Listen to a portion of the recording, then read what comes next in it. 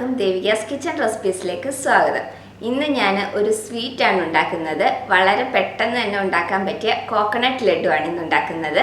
നല്ല ഈസിയാണ് ഇത് ഉണ്ടാക്കാനായിട്ട്, അതുപോലെ നല്ല ടേസ്റ്റി ആയിട്ടുള്ള ഒരു ലഡു ആണ്. അപ്പോൾ നമുക്ക് എങ്ങനെയാണ് കോക്കനട്ട് ലഡു ഉണ്ടാക്കുന്നതെന്ന് നോക്കാം. അപ്പോൾ നമുക്ക് കോക്കനട്ട് ലഡു ഉണ്ടാക്കാം. അതിന് വേണ്ടിയിട്ട് ഞാനൊരു പാൻ ചൂടാവാൻ വെച്ചിട്ടുണ്ട്. അതിലേക്ക് നമുക്ക് 1 ടീസ്പൂൺ നെയ്യ് ചേർത്ത് കൊടുക്കാം. നെയ്യ് ഒന്ന് ഉരുകി വന്നു കഴിയുമ്പോൾ അതിലേക്ക് നമുക്ക് തേങ്ങ ചേർത്ത് കൊടുക്കാം.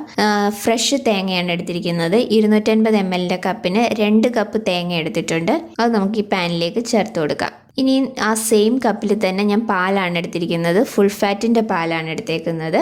1.5 കപ്പ് പാലും കൂടെ ഇതിലേക്ക് ചേർത്ത് കൊടുക്കാം.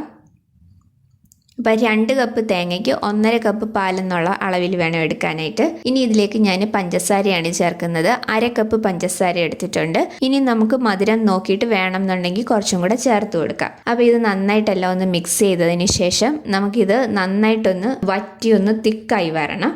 ആ ഒരു പരുവം വരെ നമുക്കിതൊന്ന് വരട്ടിയെടുക്കണം. അത് പെട്ടെന്ന് തന്നെ ഒന്ന് വറ്റി വരണ്ട് കിട്ടും നമുക്ക്.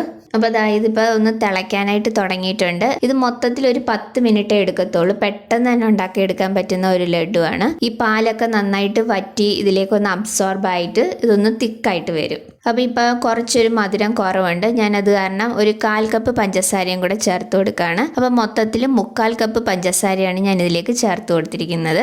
അപ്പോൾ അതും കൂടെ ചേർത്ത് നന്നായിട്ടെല്ലാം ഒന്ന് മിക്സ് ചെയ്തെടുക്കാം. അപ്പോൾ പഞ്ചസാര വെക്കുമ്പോൾ അതും കൂടെ ഒന്ന് മെൽറ്റായിട്ട് നമ്മുടെ ഇത് കുറച്ചുകൂടെ ഒന്ന് ലൂസായിട്ടുണ്ട്. പക്ഷേ കുഴപ്പമില്ല, പെട്ടെന്ന് തന്നെ ഈ പാല് അബ്സോർബ് ആയിട്ട് പെട്ടെന്ന് തന്നെ തിക്കാവും. അപ്പോൾ ദാ കുറച്ചുകൂടെ ഒന്ന് തിക്കായി വന്നിട്ടുണ്ട്. അപ്പോൾ ഇനി ഞാനിതിലേക്ക് കുറച്ച് നട്ട്സ് ചേർത്ത് കൊടുക്കുന്നുണ്ട്. ഞാനിപ്പോൾ കാഷ്യൂ നട്ടാണ് എടുത്തിരിക്കുന്നത്. കുറച്ച് ചെറുതായിട്ട് ഒന്ന് നുറുക്കി എടുത്ത് വെച്ചിട്ടുണ്ട്. ഇതിന് പകരം നമുക്ക് ഏത് നട്ട്സ് വേണമെങ്കിലും യൂസ് ചെയ്യാം. ബദാം എടുക്കാം, പിസ്ത എടുക്കാം, ഫ്ലാക്സ് സീഡ് വേണമെങ്കിൽ അതെടുക്കാം.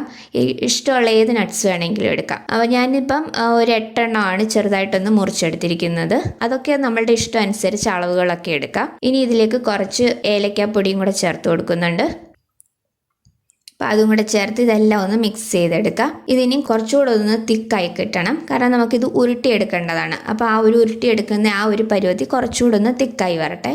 എളുപ്പത്തിൽ ഉണ്ടാക്കിയെടുക്കാൻ പറ്റുന്ന ഒരു ലഡുവാണിത്. അപ്പോൾ ഇത് കുറച്ചും കൂടെ ഒന്ന് തിക്കായി വന്നിട്ടുണ്ട്. ഇപ്പോൾ ഞാൻ ഫ്ലെയിം ഓഫ് ചെയ്തിട്ടുണ്ട്. ഇതിനെയും ചൂടൊന്ന് മാറിയതിന് ശേഷം നമുക്കിത് ഉരുട്ടിയെടുക്കാം. ഇപ്പോൾ ഇത് ചൂട് മാറിയിട്ടുണ്ട്. കംപ്ലീറ്റ് ആയിട്ട് തണുത്തിട്ടില്ല, പക്ഷെ നമുക്ക് പിടിക്കാൻ പറ്റിയ ഒരു ചൂടിലാണ്. അപ്പോൾ ഞാൻ എന്താ കയ്യിൽ നെയ്യ് പുരട്ടിയെടുത്തിട്ടുണ്ട്. ഇത് നമ്മുടെ കയ്യിൽ ഒട്ടിപ്പിടിക്കാതിരിക്കാൻ വേണ്ടിയിട്ടാണ്. അപ്പോൾ കുറച്ചായിട്ട് നമുക്ക് ഈ മിക്സ് ഒന്ന് എടുത്തിട്ട് നമ്മൾ സാധാരണ ലഡു ഉരുട്ടിയെടുക്കുന്നത് മാതിരി നമുക്കതൊന്ന് ഉരുട്ടിയെടുക്കാം.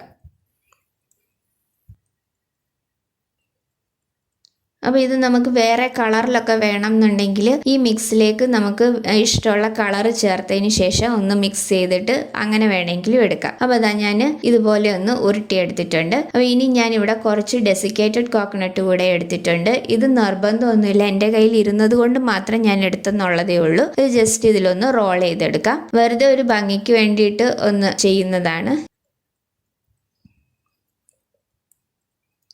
അപ്പോൾ അതൊന്ന് റോൾ ചെയ്തെടുത്തിട്ടുണ്ട്. അപ്പോൾ ഇതുപോലെ തന്നെ ബാക്കിയുള്ളതും കൂടെ നമുക്കൊന്ന് ലഡുവായിട്ടൊന്ന് ഉരുട്ടിയെടുക്കാം.